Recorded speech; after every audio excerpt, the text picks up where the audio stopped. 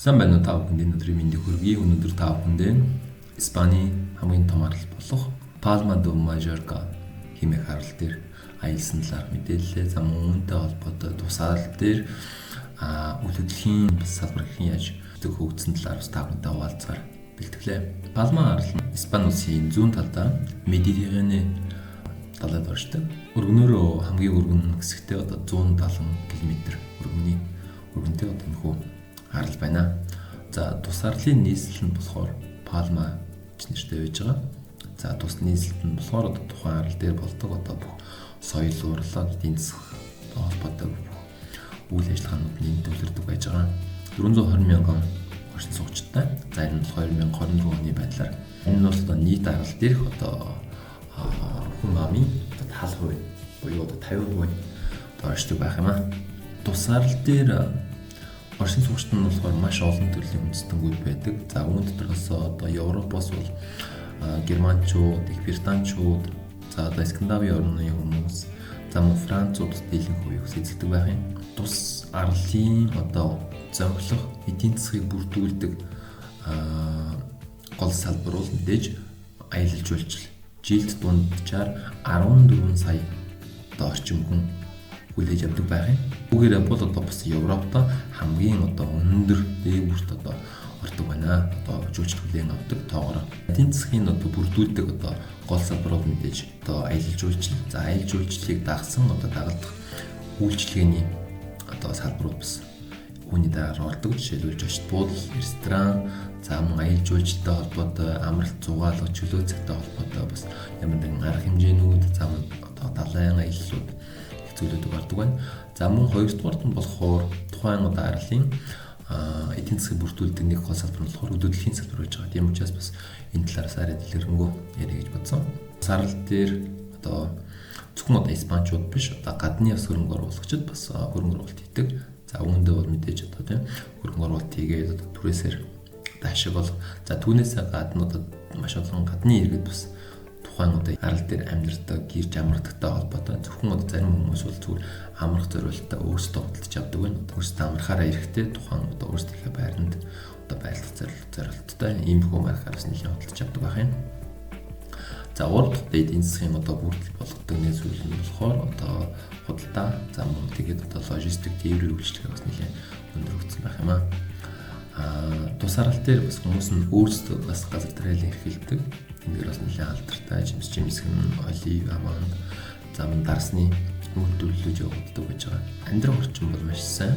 За энэ удаараа бас гадны иргэдэг нэлээд татдаг. Сүүлийн үеийн онлайнаар ажилладаг хүмүүс нэлээд тус арал дээр бас ирж амьдрах болсон. Яагаад гэхээр амьдралын орчин маш сайн. За мөн юмны ханш бас хайцсангүй гайгүй байдаг учраас онлайнаар зайнаас ажилладаг хүмүүс тус арал дээр бас ирж амьдрах хүсэл нь юуцсан байна. Маш олон зүйлүүд зэрэгцэн оршдог. Жишээлбэл нийслэл Палмад дунд зууны үеийн соёл, уламжлал, хуучны барилга, гордон, за шилтгэн гэх зүйлүүд байдаг бол мөн холбоо далайн эрг үедтэй далайн эргтэй холбоотой жочд буудал амралтын газрууд байж байгаа жишээтэй. За тэгтэл хуучны дүүргүүд байж байгаа жишээтэй. За энэ дотроо бас орчин үеийн шин дүүргүүд, за эсвэл маш өндөр зэрэглэлийн жочд буудал, усан гоцууд гэх ингээд маш олон зүйлүүдийг нэг дороос үзэж харах боломжтой байна. Бас давуу тал болдог. Хуучны үеийн байшингууд нь бол ихэнхдээ Медитерранэ буюу тухайн бүс нутгийн уур амьсгал таарсан тийм хаусууд байдаг. За орон сууцнууд нь бол ихэнхдээ бол орчин үеийн тийм дизайнтай баригдаж байна. Өөрийн гэсэн аэропорттой тийм учраас маш олон орноос хүмүүс нисч ирдэг. За түүнээсээ гадна усан гоцны бас транспорт хийдэг байж байгаа. За цагуурын хувьд маш тааламжтай бүсд оршдог. Жилийн 300 орчим өдөр нартай байдаг. За энэ нь хүмүүсийг маш ихээр татдаг. За түүнээс гадна бас уламжлалт соёлын уран барилгын маш олон дурсгалуудтай За маш олон үүсдэн гэсэн үндэсний одоо хоолтой энэ бас маш олон хүмүүс иддэг. За түүнээс гадна маш олон одоо чөлөөцөг ангөрүүлэх маш олон одоо зүйлүүд хийх боломжтой. Жишээлбэл усан гоцоор аялах, за явган аяллууд хийх, дугуйгаар аялах, гольф тоглох гэх мэт одоо маш олон одоо зүйлүүд хийх боломжтой. Түүнийг гэсэн бас харсан маш гоё юм лээ. Тэгээ одоо яг үндсэн одоо сэдв болох үйл хөдлөлийн талаараа бас бүхэнд арай дэлгэрэнгүй мэдээллийг хүргье. За сүүлийн жилүүдэд болохоор Палма хотод үйл хөдлөлийн одоо үн ханшил хацсангүй өсч ирсэн байлээ. За түүнтэй холбоотой Палма хотод бол маш олон тооны одоо туризм байрууд, за мөн одоо хөрөнгө оруулагч хийсэн одоо хөрөнгө оруулалт хийсэн байрнууд, зам түүнээс гадна одоо маш олон одоо амралтын зорилттой хандж авсан ийм байрууд нэлийн хэсгийг эзэлдэг.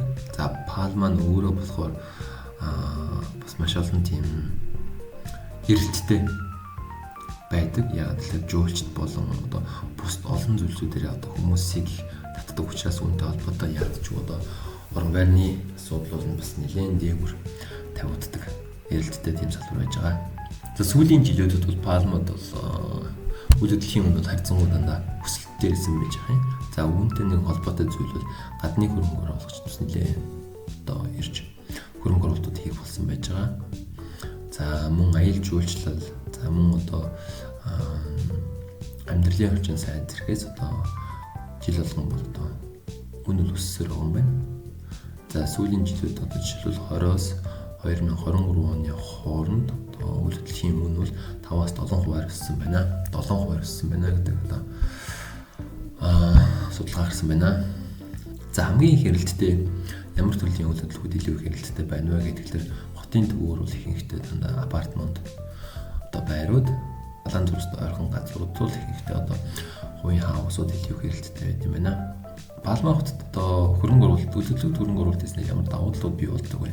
За дөрөвний хэлсэнчлэн гадны орны хөрөнгө оруулагчид бол нэлийн хөрөнгө оруулалт хийдэг. Германчууд, Их Британчууд, Скандинавын орныхон урт хугацаанд одоо түрээсэлдэг байрнуудын одоо жилийн дунд өгөөж нь бол одоо 4-6% байт юм байна. За энэ нь бол яг Европын хувьд бол дундаж хэмжээнд орно. Яагаад гэвэл банкны хүү маш бага байдаг учраас үүнийгээ дагаад өгөөж нь бас бага байдаг. Гэхдээ бас өгөөж өндөртэй үйл хөдлөлтүүд олдох боломжтой. За 4-6% гэдэг бол ерөнхийдөө бол маш тийм бас өгөөжтэй бас хөрөнгө оруулалт бол биш ээ гэж үздэг. За ихэнхдээ бол одоо хотгонууд, за мөн одоо худалдааны төвүүд илүүхээр баригдаж байна.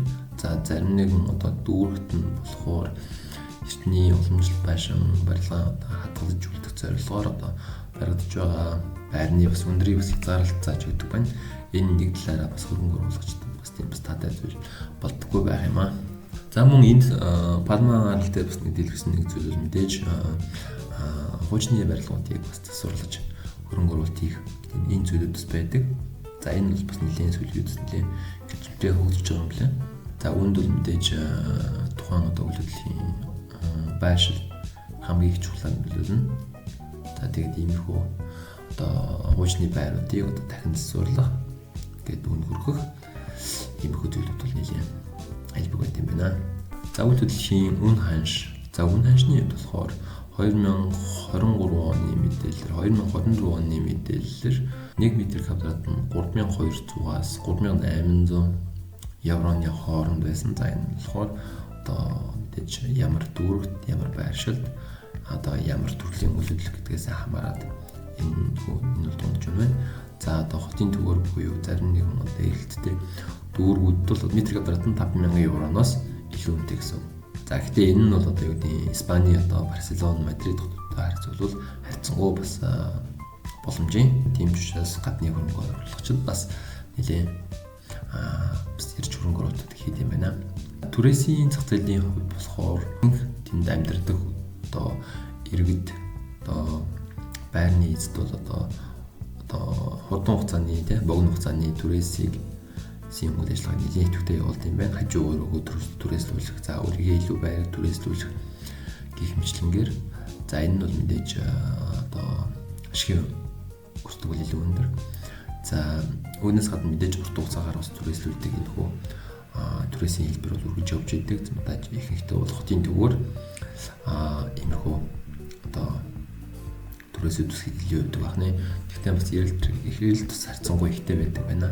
За ерөнхийдөө иймэрхүү байна. Тэгээд эцэст нь дүгнээд ирэхэд бас пальма уул сүүлийн жилүүдэд төлөвлөлийн өмнө харьцангуй өсөлттэй байгаа юм байна. Үйлчилж байгаа байдал маш сайн байсан гэж утгаараа яалтчгүй одоо бас их мөнгөн дүн эргэлддэг одоо тийм харал байлаа. Тухайн дараагийн видеоор уулзлаа. Баяр таа.